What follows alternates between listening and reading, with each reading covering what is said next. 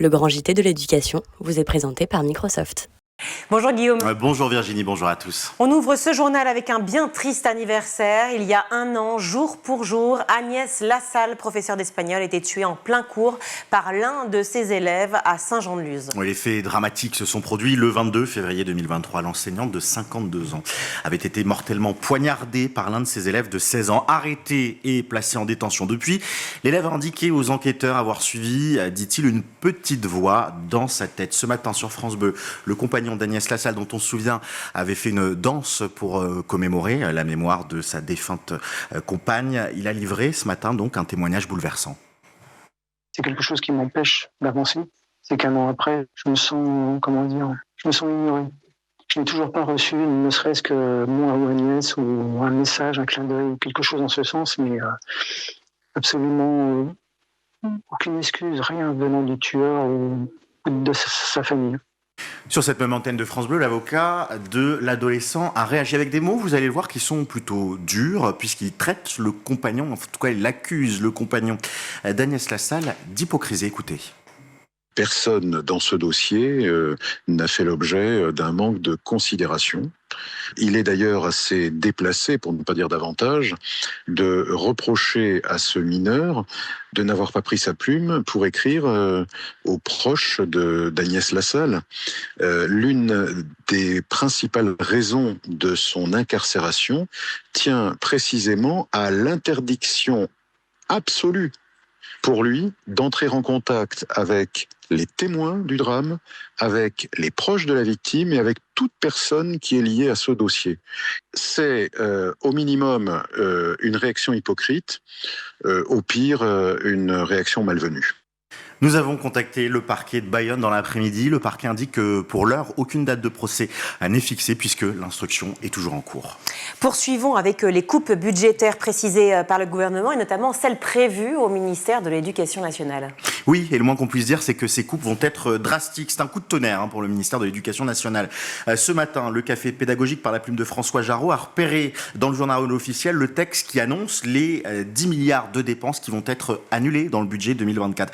La distribution de cette coupe budgétaire est loin d'être équitable, contrairement à ce qui avait été annoncé, puisque dans cette saignée budgétaire, 692 millions de budget sont annulés à l'éducation nationale, principalement sur les emplois. Alors si on regarde dans le détail, c'est ce que je vous propose de faire, le premier degré public va perdre 2620 postes d'enseignants, le second degré public 1740 postes et le privé 1760 postes. À noter que 4600 postes d'AED, les personnels qui encadrent les élèves au quotidien et les AESH sont également supprimés. Alors, c'est à la fois des suppressions de postes et des non-créations de postes. Inévitablement, les réformes annoncées par Gabriel Attal vont devoir être retardées, voire complètement annulées. Par exemple, il y a 500 millions d'euros qui devaient être dévolus à un plan d'accompagnement à la transition écologique. Ce plan ne verra tout simplement pas le jour. Quand on compile, c'est 11 000 emplois qui sont annulés au budget 2024. Autre chiffre du jour, 16 millions. C'est le budget dépensé pour la distribution des livrets Jeux Olympiques et Paralympiques dans les écoles dont vous nous parliez hier dans le journal. Oui, tout à fait. On le disait, 4 millions d'écoliers du CP-OCM2 vont recevoir et ont commencé à recevoir des livrets autour des JOP, les Jeux Olympiques et Paralympiques, avec une pièce de 2 € collector. Hier donc, première livraison, des profs qui se disaient consternés. Eh bien aujourd'hui, RMC dévoile donc le montant, vous l'avez dit, 16 millions d'euros pour imprimer, faire livrer et donner ces pièces de 2 € accompagnées des livrets. Réaction de Guylaine David, secrétaire générale du SNUIPP FSU, ce n'est pas un petit budget pour certaines écoles. Dans un moment où Bruno Le Maire annonce que les fonctionnaires vont devoir se serrer la ceinture, quand on nous dit qu'il n'y aura pas d'ouverture sur les salaires mais qu'on arrive à donner 16 millions d'euros sur un budget qui n'a aucun sens pédagogique, c'est un scandale. Notez que le ministère de l'Éducation nationale a réagi notamment sur cette question pédagogique puisqu'il annonce qu'en plus de ces livrets, il y aura un certain nombre de séquences autour des Jeux Olympiques qui vont être disponibles en ligne pour les enseignants. Le gouvernement qui a également indiqué qu'il puisait son inspiration d'une initiative comparable qui avait été initiée en 1989 par le président Mitterrand lors du bicentenaire de la Révolution française. À cette époque, chaque élève de CM2 avait reçu un livret ainsi qu'une pièce commémorative d'une valeur d'1 franc. On part dans le Nord, et précisément à Maubeuge, où une alerte intrusion a perturbé les cours dans la matinée. Inquiétude ce matin au lycée Pierre Forest de Maubeuge, où des élèves ont cru voir un intrus pénétrer dans l'établissement. L'individu en question portait une mallette et une capuche. Eh bien, en fait, c'était un nouvel enseignant récemment arrivé et méconnu des élèves. Alertés, ces élèves, donc, qui ne reconnaissaient pas ce monsieur entré dans l'école, ont contacté la police, qui a provoqué une intervention rapide. Beaucoup de fausses informations ont circulé dans la matinée sur les réseaux sociaux. On parlait d'un assaillant avec des haches. Il y avait également des photos avec des personnes portant des armes, photos qui représentaient en fait les policiers qui intervenaient. Malgré la vérification rapide, la panique s'est propagée. L'établissement a donc été fermé. Il rouvrira demain matin et une cellule d'aide psychologique a été ouverte pour permettre aux élèves qui seraient un petit peu choqués, on peut le comprendre, par cette intervention policière.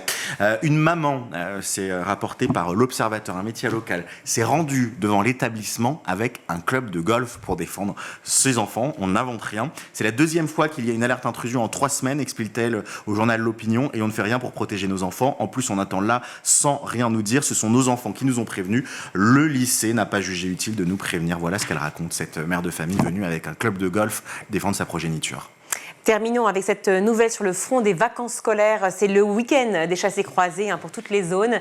L'ombre d'une grève des aiguilleurs planait sur la SNCF. Eh bien, a priori, les perturbations vont être très limitées. Rassurant donc pour celles et ceux qui avaient prévu de prendre des trains pour partir ou revenir des vacances, puisque comme vous le disiez, A, B et C, c'est tout le monde qui profite de son premier ou dernier ou deuxième week-end de vacances.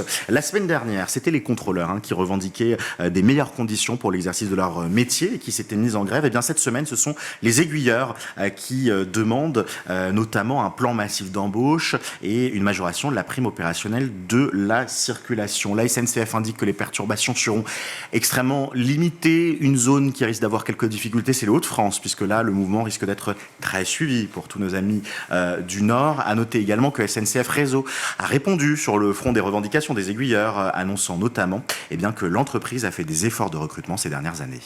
Merci beaucoup, Guillaume. Vous avez regardé le Grand JT de l'éducation avec Microsoft.